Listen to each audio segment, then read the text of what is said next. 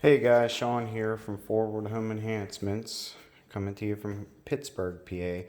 And today I wanted to make a video to show you guys how to change the blade on a Kobalt table saw. This is a Kobalt 10-inch table saw, and wanted to walk you guys through it in the event that you happen to have this saw and you're just not sure how to change the blade. So the first thing you want to be after here is your wrenches, which are usually located right here on this doodad. They're sitting on a wing nut. I've already taken them off. So we want those two wrenches. We want to make sure that we are unplugged. Double check, unplugged. Don't want to be losing any fingers. So I'd pop my fence off. Where's you? It's not necessary, but it gives you a little bit of room. So this insert here, see this little guy right here? This is 3 fingers. Pops right out. These screws that are removed, these guys, these are not for securing the fence. They are for leveling purposes only. So, or not the fence, I'm sorry, to the insert. You don't want to try to fasten this insert down with those screws, because that's not what they're for. They're for leveling purposes only. If you happen to buy your saw used, as I did, then you might not even have this sticker on here. But it even says on the sticker that his screws are for leveling only, and then it says it in Spanish. So what we want to do first here is grab this open-ended wrench, and you want to slide that guy right down behind here. It's only going to fit one way, so you'll know once it seats that you're in right. So from here, what I like to do is take this wrench and bring it down to this side, going, if you're looking at it from the right side of the saw, it's all the way to the left. And my next move is going to be to put the box wrench, or the closed wrench I should say, I guess, somewhere in a different position. So there you go there.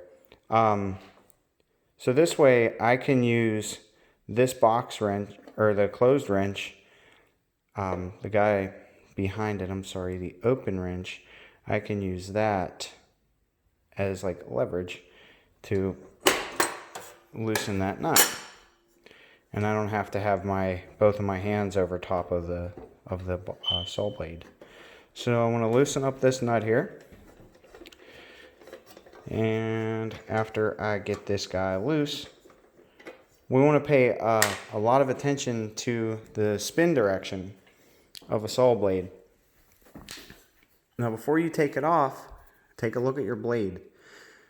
You see how the teeth are aiming this way towards the front of the saw? Well, that is the saw's cut direction. So you want to make sure that whatever saw blade you're going to be putting on this saw, the teeth are facing in the same direction. And I'll show you as I'm going here. So I want to take this guy off, set it off to the side here, remove the blade. Now I'm going to be cutting some hardwood, so I got this 60 tooth blade here from DeWalt. And what the deal is with this, you don't want to just put it on to where the label's facing you, because you'll see that those arrows in there are facing, like, it turns this way, right? That's the cut direction. So if you turn it with the arrows, you'll see that the teeth are all pointing like they want to cut something. Now if it's going this way, right? Like, so if I installed this way, the blade would be turning like this, because my saw, or the Kobalt table saw, the blade turns this way towards you.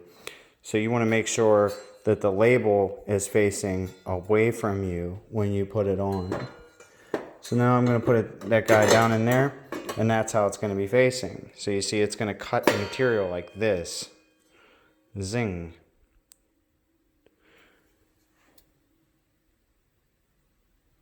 Now, I don't know if I just got interrupted by a phone call or what, but anyhow, now I'm going on to putting that guy back on, then the nut Come on, little friend here. I'm trying to make this as quick and painless as possible. I just want to make sure I cover certain topics in the event anybody gets confused. So there you are there. I got it hand tightened. I always put it on by hand first. And then I turn this back wrench over to the right side because that's where I'm going to be turning. And then I'm going to put my box wrench back on. My closed wrench, I should say. Never use the right terms. And you see how that other wrench is going to help me in tightening this. So it doesn't have to be crazy tight, but you want to make sure that it's not wobbling on you either. A little dangerous to be putting your hands over top of a saw blade, so respect it because this thing can jack you up.